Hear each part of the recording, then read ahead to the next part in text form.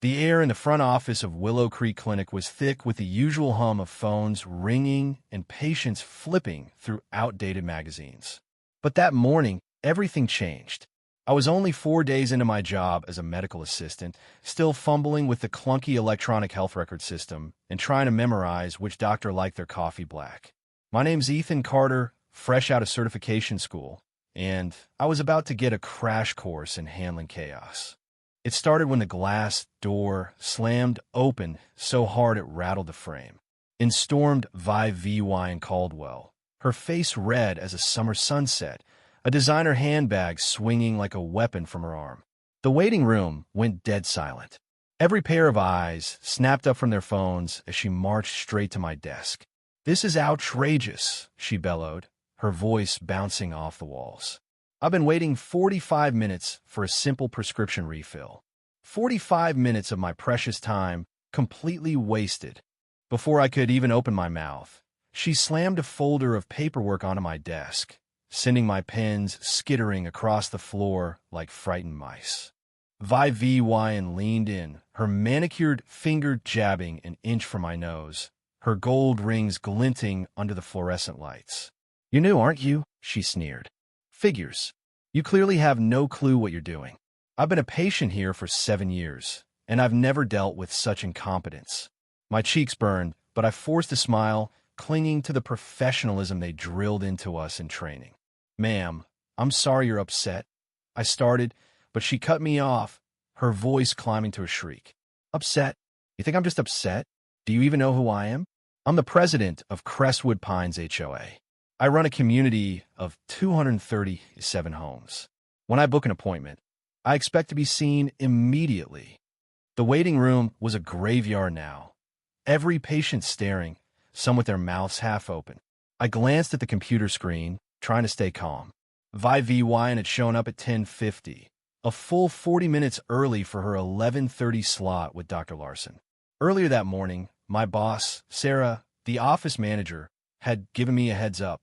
"Vive V.Y. and Caldwell's on the schedule," she'd said, her voice low. "She's particular." The other staff exchanged knowing looks. "Particular," snorted Clara, a veteran nurse. "She's the neighborhood terror, runs that HOA like a dictator, and treats everyone like her personal maids." Mike from billing chimed in. "She made Lisa cry last month over a due Law 5 copay increase. Said we were targeting her." Sarah had patted my shoulder. "Just follow protocol, stay polite, and call me if she gets out of hand. You'll be fine." But nothing could have prepared me for Vive V.Y. and Caldwell in the flesh. When she arrived, she'd announced her name like I should have bowed on the spot. I pulled up her file and said, "Good morning, Ms. Caldwell. I see you're scheduled for 11:30 with Dr. Larson. We'll need to update your insurance info," and she cut me off, her tone dripping with disdain. "I know I'm early, but I have an HOA meeting at noon. I need to be seen now.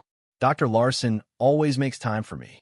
I glanced at the packed waiting room, coughing kids, an elderly man with a cane, a woman cradling a bandaged arm. "I understand, ma'am, but we have patients here for their scheduled times. Dr. Larson's with someone, and there are 3 others ahead of you."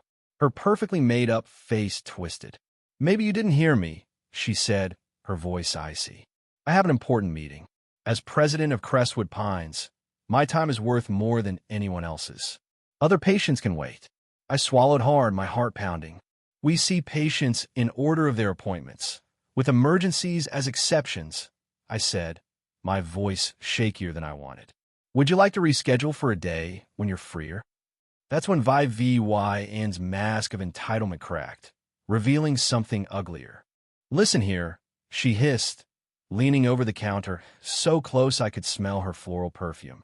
"I've been coming here longer than you've been out of diapers. I know the medical director and his wife personally. I want to see Dr. Larson now."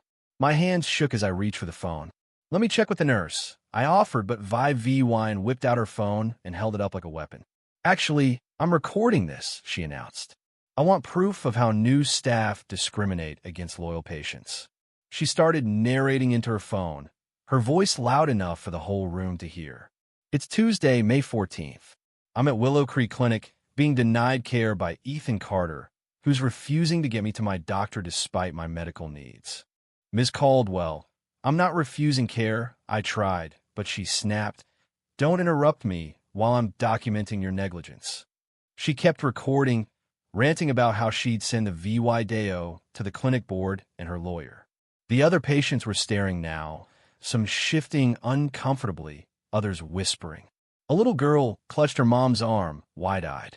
I felt like I was drowning. Then Sarah emerged from her office, her face calm but firm. Ms. Caldwell, she said, I understand you're frustrated, but this is unacceptable. It's only 11:10, and you're scheduled for 11:30. We'll see you then, but we can't disrupt other patients' care. VYN's reaction was like a bomb going off. How dare you speak to me like that? She roared. Do you know how much money I've spent here? I'm practically keeping this place afloat, and you hire this clueless kid who doesn't know the first thing about customer care, VYC. She spun back to me, her eyes blazing. I bet you won't last a week. I'll make sure you never work in healthcare again. I know people, Ethan. Important people. That's when Dr. Thompson, our head physician, appeared with James, our security guard, trailing behind.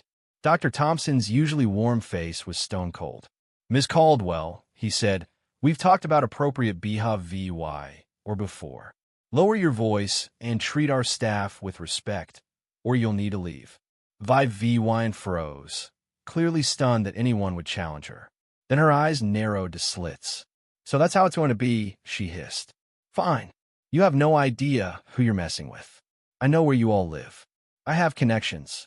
And trust me, I'll be back tomorrow with something that'll make you all remember me. The waiting room went so quiet you could hear a pin drop.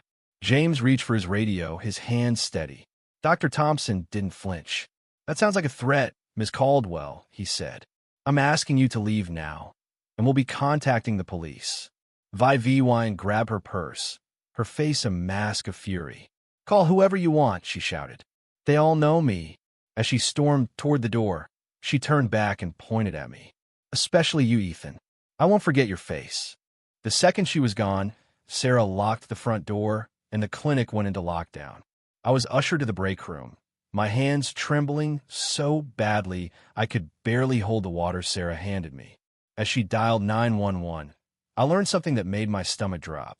The clinic had installed a state-of-the-art security system after recent pharmacy break-ins.